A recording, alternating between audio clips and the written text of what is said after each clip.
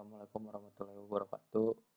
Nama saya Muhammad Sinet Syura Negara, NIM 12011184324 dari kelas TI 4202. Di sini saya akan menjelaskan tentang cara pengerjaan untuk soal Wastati nomor 4. Saya bacakan dulu soalnya. Sebuah eksperimen dilakukan untuk menginvestigasi pengaruh dari 3 metode mengajar terhadap kelompok siswa yang terdiri dari 20 siswa.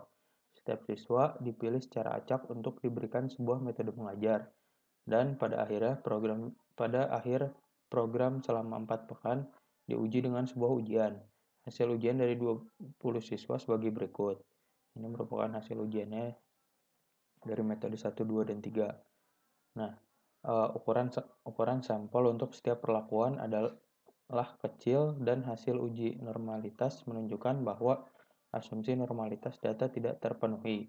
Gunakan uji Krustal-Wallis untuk menginvestigasi bahwa nilai median skor ujian terstandarisasi siswa untuk setiap metode mengajar adalah tidak sama pada taraf 5%. Nah, di sini berarti langkah pertama yang harus kita lakukan adalah menentukan H0-nya terlebih dahulu.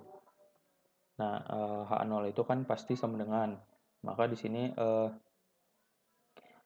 kan soalnya adalah menentukan nilai median skor ujian siswa untuk setiap metode mengajar, apakah sama atau tidak sama.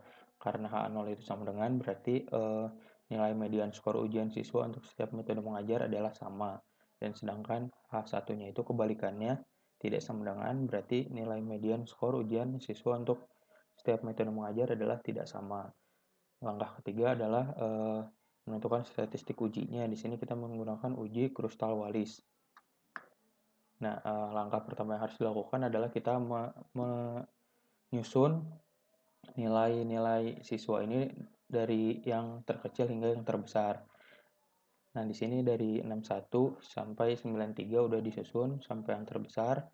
Lalu kita berikan ranking untuk setiap skornya. Mulai 1 untuk yang terkecil hingga yang terbesar adalah ranking 20. Nah, setelah itu baru kita tulis lagi ke skor untuk setiap metodenya. Di metode 1 skornya ada berdasarkan soal ada 85, 90, 87, 69, 93, dan 82. Lalu kita tulis rankingnya berdasarkan ranking yang tadi sudah kita susun.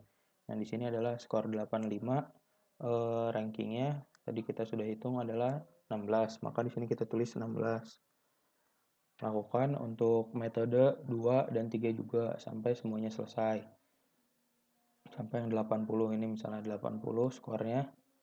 Kita cari di tadi yang udah diurutin itu ranking 11. Karena di sini tulis 11. Nah, udah semuanya baru kita hitung R1, R2, R3-nya yaitu penjumlahan dari rankingnya ini. Jika dijumlahkan ini untuk metode 1 90, metode 2 40, dan metode 3 80. Lalu untuk N1, N2, N3-nya adalah jumlah data untuk setiap metodenya. N1 ada 6 data, N2 8 data, dan N3 ada 6 data. Nah, setelah kita menghitung ini, baru kita bisa masuk untuk perhitungan H-nya. H ini adalah rumusnya 12 jadi bagi N dikali N plus 1 dikali sigma dari R 1, 2, dan 3 kuadrat dibagi dengan N 1, 2, dan 3. Lalu dikurangi dengan 3 dikali N plus 1. Nah, tinggal kita substitusikan angkanya seperti ini. Untuk sigmanya ini adalah R1, R2, dan R3-nya. Lalu ini adalah N1, N2, dan N3. Yang dikurangi dengan 3 dikali 20. 20 itu total dari datanya. Ini total dari datanya itu ada 20. 20 data, 20 ditambah 1. Nah, jika kita sudah hitung, maka akan menghasilkan angka 11,762. Nah, ini adalah angka yang nantinya akan dibandingkan dengan daerah kritis. Lalu, langkah keempat adalah menentukan daerah kritis dan kriteria uji.